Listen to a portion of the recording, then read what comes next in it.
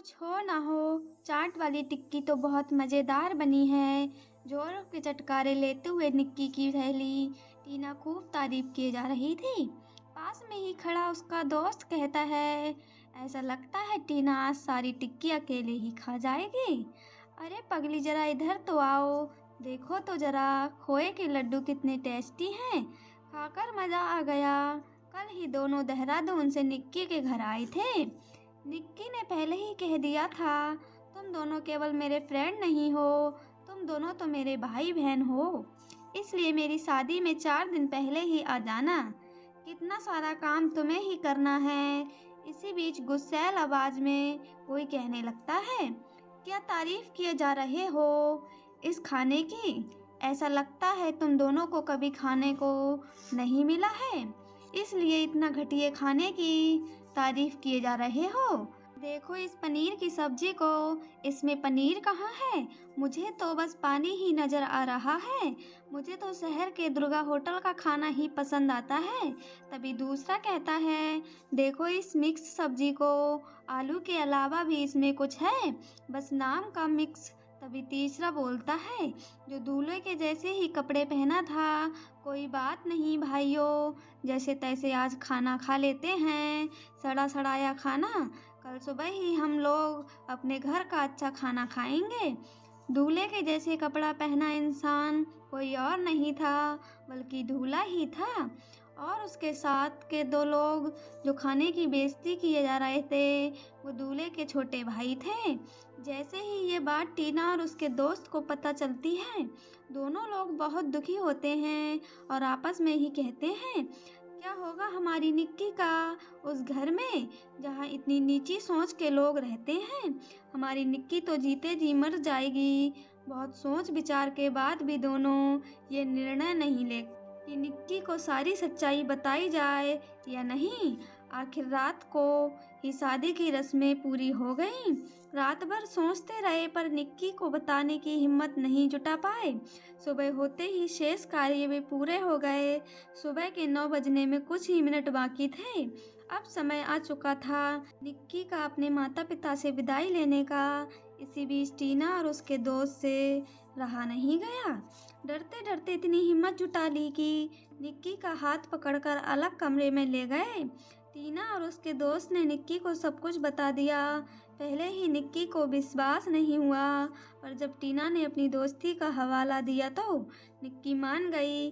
तीनों लोग की आंखें आंसुओं से छलकने लगीं। निक्की कहने लगी, हे भगवान, ये क्या हो गया? मेरे माता पिता के सपने तो बिखर जाएंगे। निक्की पढ़ी लिखी, समझदार और बहुत संस्कारी लड़की थी और हिम्मत जुटाने में ज़्यादा देर नहीं लगी। बाहर जाते ही निक्की कहती है, पिताजी, मुझे ये शादी मंजूर नहीं, मुझे विदाई नहीं करनी है। इतना सुनते ही सब लोग दंग रह जाते हैं। अचानक ऐसा क्या हो गया जो लड़की विदाई करने से मना कर रही है? पिताजी अपनी बेटी को गले से लगाते हुए कहते हैं, बेटा तू तो मेरे जिगर का टुकड़ा है, मुझे साफ साफ बता, आखिर बात क्या है? निक्की कहती है, पिताजी, आपने जो परिवार मेरे लिए चुना है वो मेरे लिए सही नहीं है, और सबसे बड़ी बात यह है कि जो लड़का मेरे लिए चुना है वह भी मेरे लिए सही नहीं है। तभी पास में ही खड़े दूल्हे के पिताजी कहते हैं, बेटा हमें भी तो पता चले आखिर हम लोगों में क्या कमी है। निक्की कहती है, आपके दोनों छोटे बेटों को यहाँ का खाना पसंद नहीं आया, यहाँ की कोई भी व्यवस्था पसंद नहीं आई, इन्हें तो केवल शहर के दुर्गा होटल का खाना पसंद आता है। साथ ही दूल्हे को यहाँ का खाना सड़ा हुआ लगा, इन्हें केवल अपने घर का खाना पसंद है। दूल्हे का कहना है कि मैंने तो मजबूरी में थोड़ा सा खाया है। निक्की की बात सुनकर दूल्हे के पिताजी कहते हैं, बेटा इतनी छोटी सी बात पर तुम इतना नाराज हो गईं। शादियों में ये सब तो होता रहता है। निक्की कहती है, पिताजी आपकी बात सही तब होती जब कोई गैर हमारी बेइज्जती करता, पर बात इसलिए बड़ी है, हमारी बेइज्जती वही लोग कर रहे हैं जिनसे जिंदगी भर का रिश्ता जोड़ा जा रहा है। दूल्हे के पिताजी अब चुप हो जाते हैं।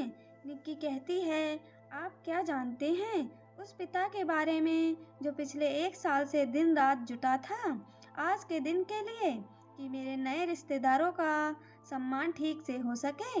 मैं जानती हूँ अपने पिता के बारे में, जो अपनी चिंता किए बिना ही रोज शाम को यही चर्चा करते थे। खाने में यह बनेगा, यह नहीं वह बनेगा, सजावट ऐसी नहीं वैसी होगी, शादी का कार्ड ऐसा होगा, नहीं नहीं ये ठीक रहेगा। और भी ना जाने कितनी तैयारियां करता पिता सिर्फ एक दिन के लिए। कभी कभी तो अपने आप से ही बातें करते थे, मेरी लाडली बेटी की शादी है, कोई कमी रह ना जाए। निक्की कहती है, मेरे पिताजी ने जोड़ तोड़कर मेरे लिए 2 गहने भी बनवा दिए। उन्हें चिंता थी तो अपनी बेटी की, पर अपनी चिंता बिल्कुल भी नहीं।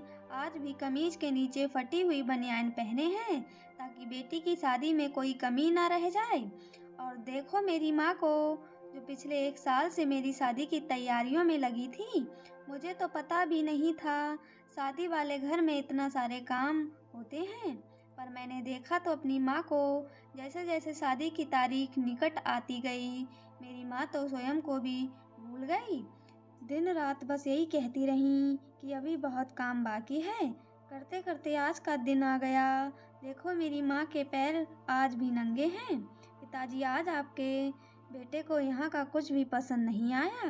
क्या पता कल दूल्हे को मैं भी पसंद ना आऊं, फिर क्या बीतेगी मेरे पिताजी पर और बेचारी मेरी माँ पर। इसलिए मुझे विदाई नहीं करनी है। इतना सुनते ही निक्की के पिताजी और उसकी माता अपनी बेटी को अपने गले से लगा लेती हैं और मन भरकर खूब रोते हैं। यह सब देखकर वहां खड़े हर इंसान की आंखें नम हो गईं। यह सब सुनकर दूल्हे के पिताजी नम आंखों से वहीं बैठ जाते हैं और अपने दोनों हाथ जोड़कर निक्की से कहते हैं, बेटा हमें माफ़ कर दो। मेरे बेटों ने जो भूल की है उसकी गलती की माफ़ी मुझे दे दो। मैं तो धन्य हो गया, मुझे बहू के रूप में एक बेटी भी मिल गई है, जो अपने पिता को इतने करीब से चाहती है। भगवान ने मुझे कोई बेटी नहीं दी, पर आज से तुम ही मेरी बेटी हो। इतना सुनकर निक्की के पिताजी अपने समधी को गले से लगा लेते हैं। निक्की पिताजी के कहने पर निक्की उन्हें माफ़ कर देती है, अर्थात भरी भरी आंखों से निक्की की विदाई हो जाती है। दोस्तों, हम लोग किसी भी शादी में बस एक दिन के लिए जाते हैं, पर उस एक दिन के लिए कोई 1 साल से तैयारी में लगा होता है, ताकि कोई कमी न रह जाए। बेशक आपका खान पान और आपकी जीवन शैली उससे बेहतर हो सकती है, पर प्लीज़ एक दिन के लिए उसका और उसकी भावनाओं का सम्मान ज़रूर करें। धन्यवाद।